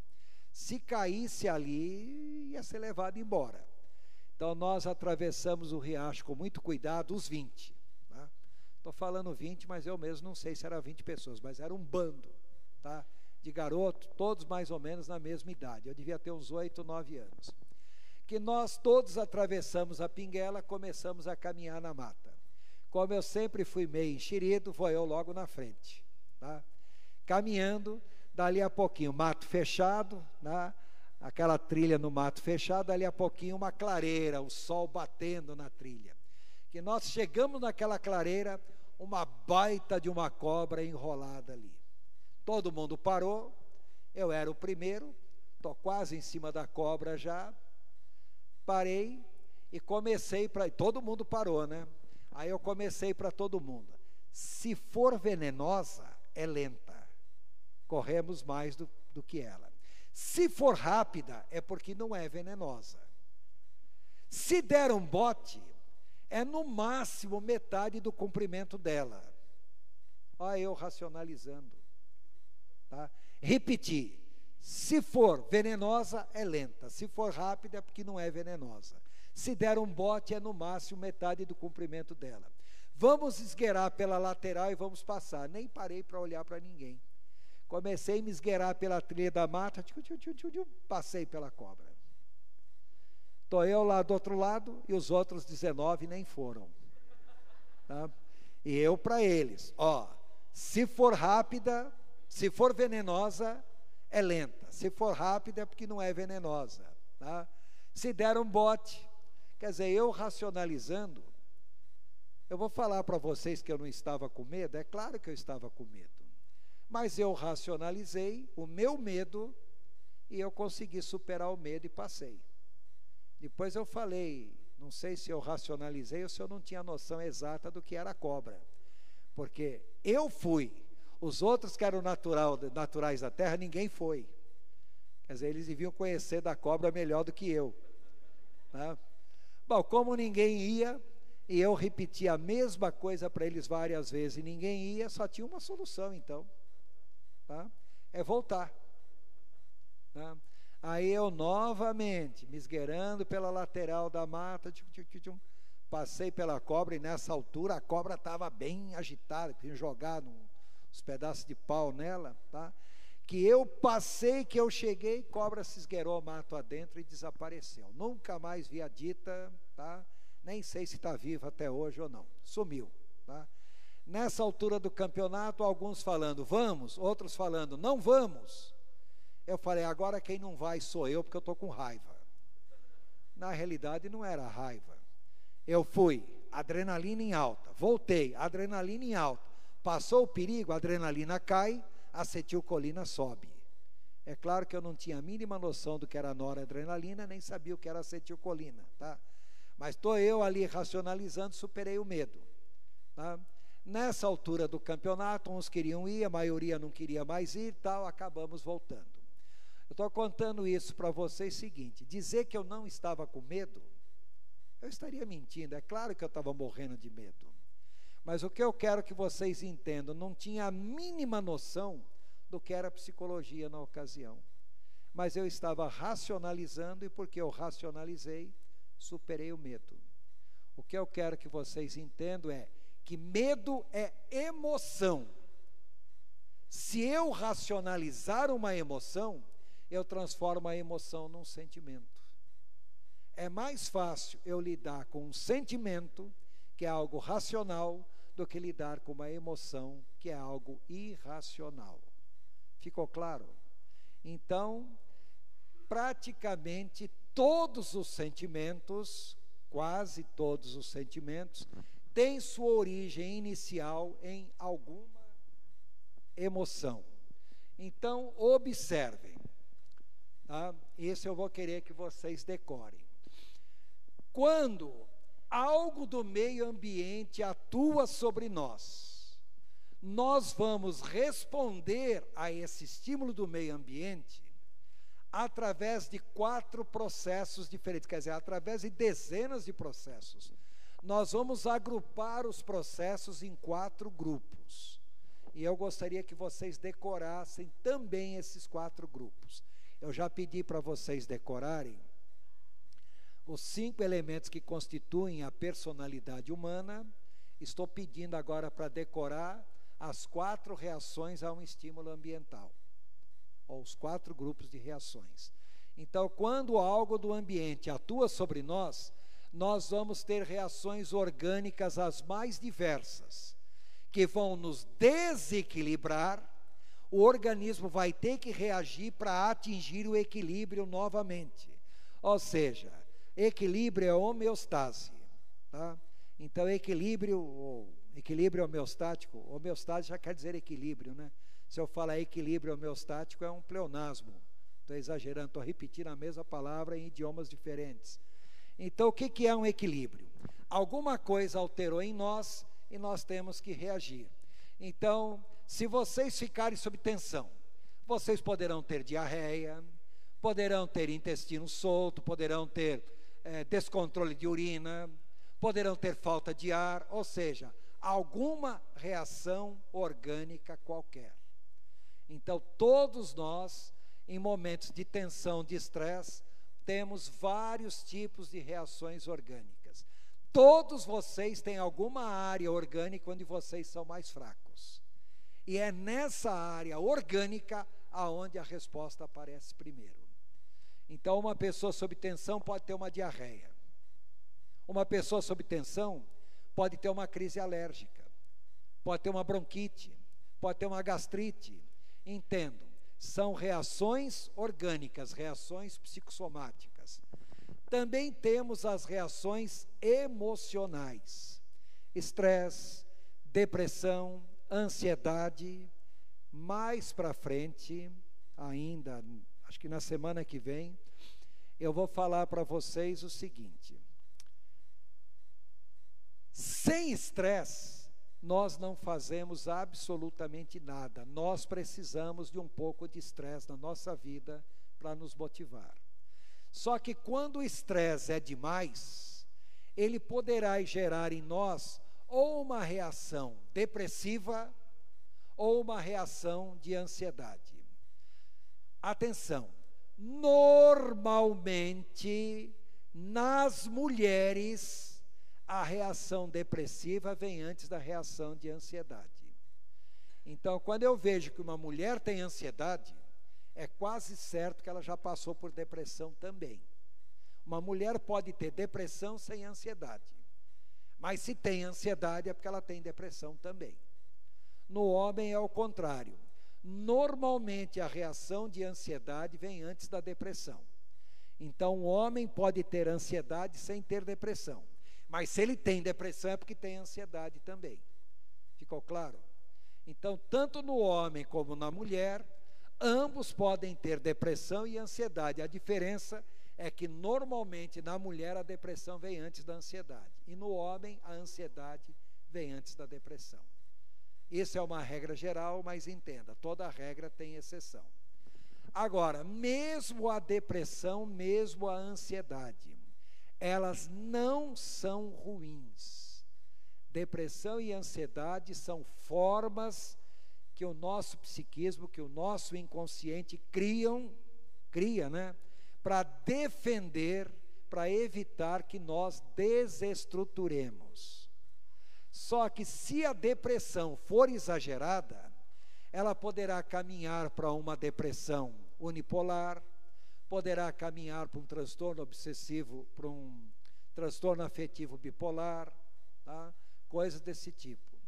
Se a ansiedade for exagerada, ela poderá evoluir para um transtorno de ansiedade generalizada, síndrome do pânico, poderá evoluir para uma agorafobia, sociofobia e assim por diante. Tá? Ou seja, o estresse, ele não é ruim, ele é bom. Só que quando muito forte, ele poderá levar uma pessoa a desenvolver depressão ou ansiedade, ou ambas. Depressão e ansiedade em si não são ruins, mas se exageradas, poderão caminhar para algo muito ruim.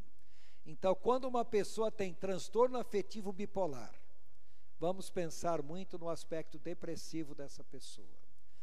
Uma pessoa tem distimia, vamos ver o aspecto depressivo dessa pessoa. Uma pessoa tem transtorno obsessivo compulsivo, vamos ver o seu aspecto ansioso. Uma pessoa, sei lá, tem síndrome do pânico, então vamos ver a sua ansiedade como é que é. Então, na semana que vem ou na outra semana, eu vou entregar para vocês um questionário para vocês avaliarem o nível de estresse de vocês, para vocês avaliarem o nível de depressão, o nível de ansiedade de vocês. Tá? Aliás, não está previsto aula na quinta-feira da semana que vem. Tá? Mas eu acho que seria interessante a gente fazer isso na quinta-feira da semana que vem. Então cancela.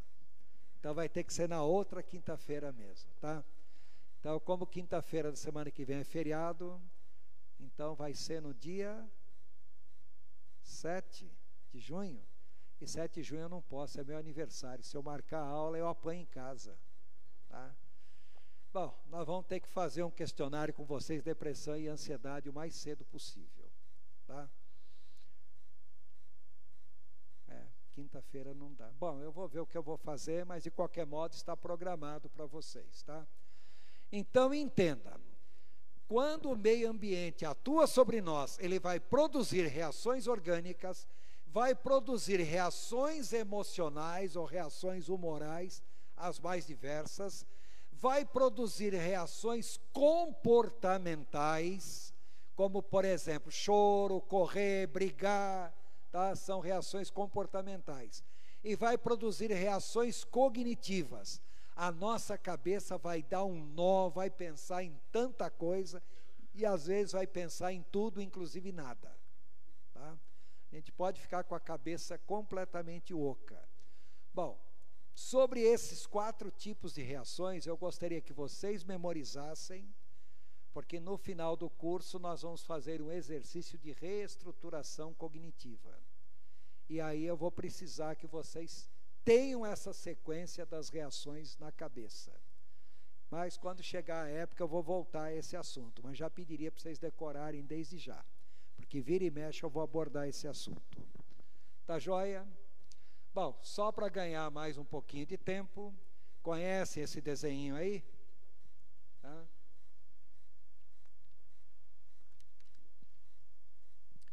Observem nesse desenho agora, logo acima do hipotálamo, está faltando aí no desenho, mas vocês estão vendo ali que tem uma parte que está escrito tálamo. Dá para ver? O tálamo, na realidade, é uma cavidade, é um espaço na cabeça, cheio de líquido céfalo-raquidiano. Na base do tálamo, embaixo do tálamo, fica uma região chamada hipocampo. E acima do tálamo fica uma região chamada giro do cíngulo. Tá? Dá até para ver o giro do cíngulo, aquele tracinho dentro do tálamo, tá? Mas que não está escrito ali, mas é o giro do cíngulo. Ou seja, essas áreas são as áreas responsáveis pelas nossas emoções, pelas nossas memórias emocionais, tá? Que nós vamos abordar bem isso ainda. Bom, o que eu quero que vocês entendam, antes de nós pararmos, quando nós falamos em emoções, entendo que nós temos emoções básicas e primárias. Temos emoções primárias. Entre as emoções primárias estão as básicas, mas básicas e primárias é a mesma coisa, tá? Qual a diferença entre uma e outra? Eu já vou explicar, tá? As emoções básicas ou primárias são genéticas. já nascemos com elas. Herdamos do nosso pai, principalmente da nossa mãe. Mais da nossa mãe do que nosso pai. As emoções primárias são biológicas. Por quê? Estão localizadas no sistema límbico, biológicas também porque produzem efeitos fisiológicos do nosso organismo. Elas são pré-organizadas. O que é pré-organizadas? Nós já nascemos com elas, mas elas vão se desenvolver na nossa vida de acordo com o tempo. Vamos abordar bem isso ainda. E elas, de modo geral, as emoções primárias, nós já sentimos todas elas na primeira, no máximo, segunda infância. Vocês vão falar, mas quais são as emoções primárias? Antes, as emoções secundárias, normalmente são aquilo que nós chamamos de sentimentos.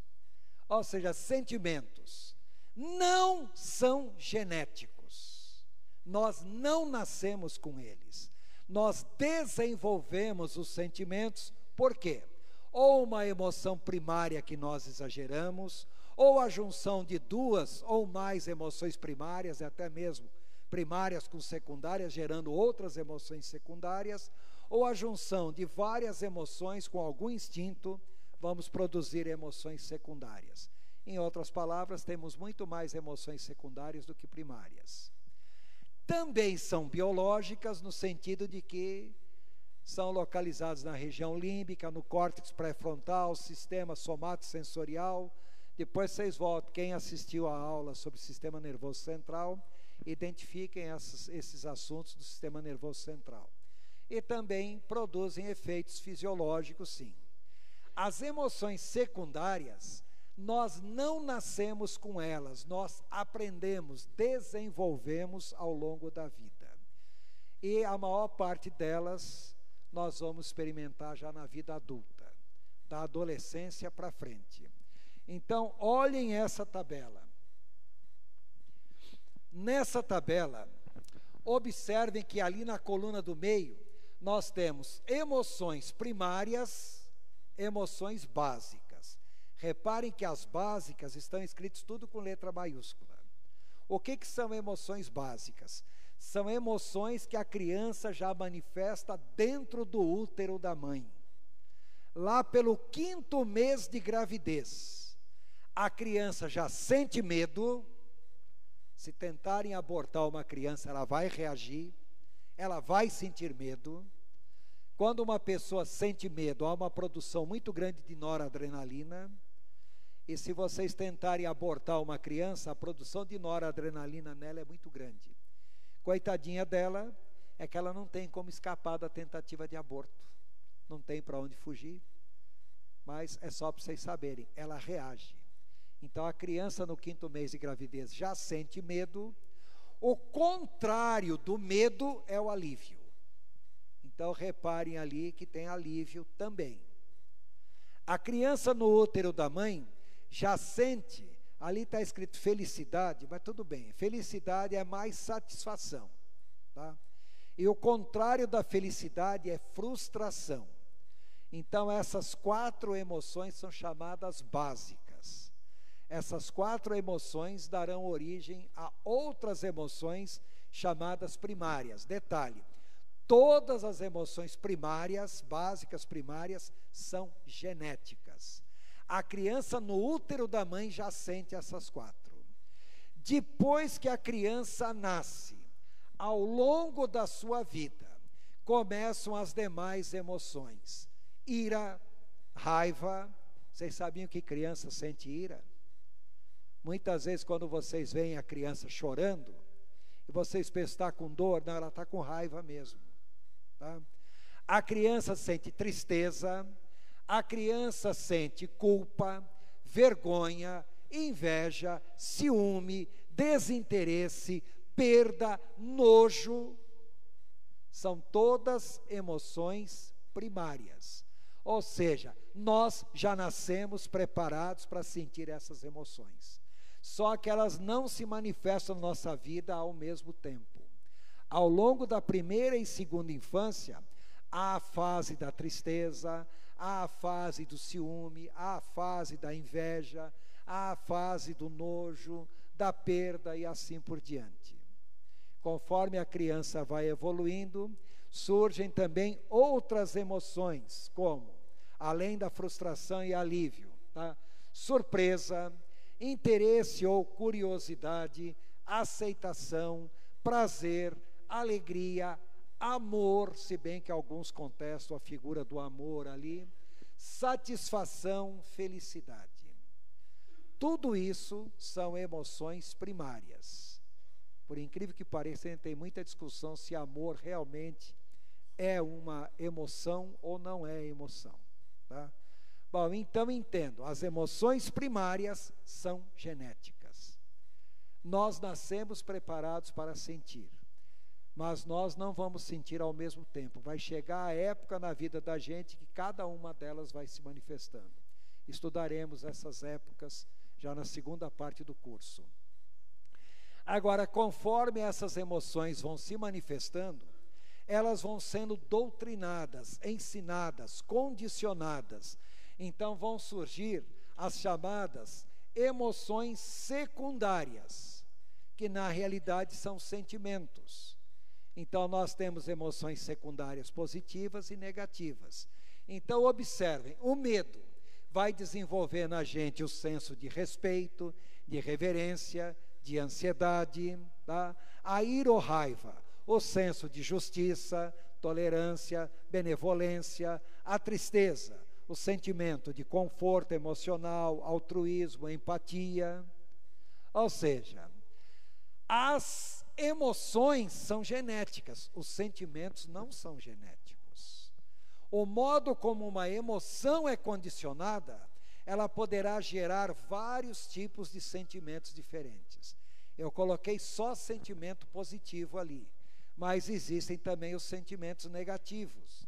Então observem, voltando ao medo, o lado positivo do medo, à esquerda, respeito, reverência, ansiedade positiva. O lado negativo do medo, insegurança, ansiedade negativa, angústia, susto, depressão, fobia, pânico. A pessoa tem síndrome do pânico, é uma pessoa extremamente medrosa. A pessoa desenvolve depressão, ansiedade, são pessoas que têm dificuldade de lidar com medo. Então o problema não está nem na depressão nem na ansiedade, está o modo como o seu medo foi desenvolvido, o modo como o seu medo foi condicionado. Reparem ali, ira ou raiva. Irmãos, ira não é bom nem ruim, é uma emoção. Agora, a ira pode se transformar em justiça, tolerância, benevolência. O lado positivo, o lado negativo, intolerância, ódio, crueldade, vingança. O exemplo que eu dei, assista um filme. Não tem no filme sempre o bandido, o mau caráter? Vocês não esperam que no fim do filme o bandido seja preso? Até morra. Se ele morrer, vocês vão ficar tristes? Até desejariam que ele morresse, não desejariam? Vocês seriam capazes de matar alguém? Mas se vocês veem alguém sofrendo, automaticamente o altruísmo de vocês faz com que vocês se relacionem com quem sofra. Agora, o que causa o sofrimento, automaticamente o senso de justiça de vocês faz com que a pessoa que causa o sofrimento seja punido. Na realidade, entenda que o altruísmo é sentir a dor de quem sofre, ou a justiça, querer a punição de quem está agindo mal. Na realidade, é a nossa ira falando conosco de uma maneira muito simples, irmãos. Eu não quero sofrer, então, como eu não quero passar pelo que a pessoa está sofrendo, eu automaticamente apresento com o sofredor o senso de altruísmo. Ou seja, o bem que eu desejo à pessoa não é para a pessoa, é para mim mesmo. Se eu quero a punição do ímpio, na realidade, o que eu quero, na realidade, é a punição de alguém que faça mal para mim. Então, entenda, a emoção não é boa nem ruim, é emoção. Ela não tem nada de certo, nada de errado. Agora, o modo como eu vou desenvolver essa emoção, gerando sentimentos, fará com que o sentimento possa ser bom ou possa ser ruim. Ficou claro? Sim?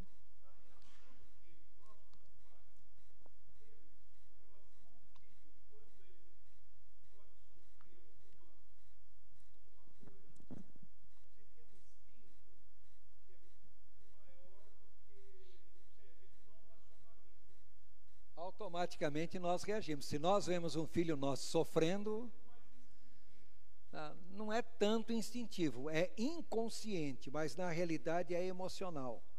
Automaticamente, veja bem, se nós vemos alguém sofrendo, nós nos posicionamos ao lado do sofredor. E se o sofredor for nosso filho?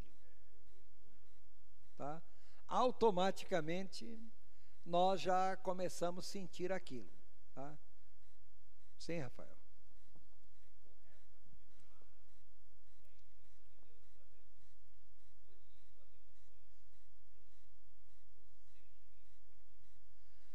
Irmãos, na realidade, entenda o seguinte, a pergunta do Rafael se é a influência de Deus. Vamos colocar a coisa de uma outra maneira e vocês vão ver a ironia nisso.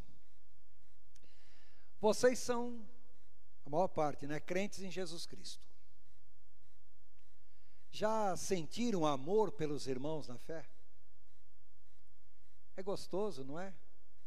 Nós sentirmos amor pelos irmãos na fé. Vocês alguma vez já viram uma pessoa de um outro grupo religioso que vocês chamam de herege? Automaticamente vocês sentem aversão por aquela pessoa? Ou não? Deixa eu colocar a coisa de uma outra maneira. Vocês têm um irmão na fé. De repente aquela pessoa abandona a igreja. Abandona a fé. Quantos de vocês automaticamente não criam uma forma de bloqueio contra essa pessoa? Quer dizer, se a pessoa caiu na fé, não era o momento de nós mais demonstrarmos amor? De mais buscarmos a pessoa, ajudar a pessoa? Automaticamente, ao invés de fazer isso, o que nós fazemos? Segregamos. Aí eu pergunto, se nós temos o Espírito Santo de Deus, qual deveria ser a nossa reação? Buscar, ajudar. Ao invés disso, o que acontece muitas vezes é que nós desenvolvemos até uma antipatia contra a pessoa.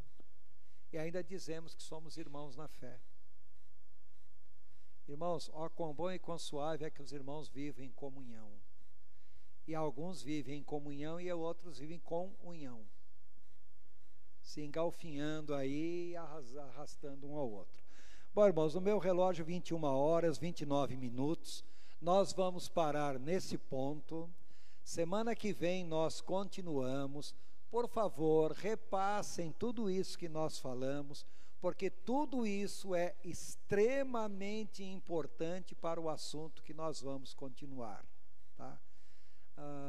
Rogério, cortou?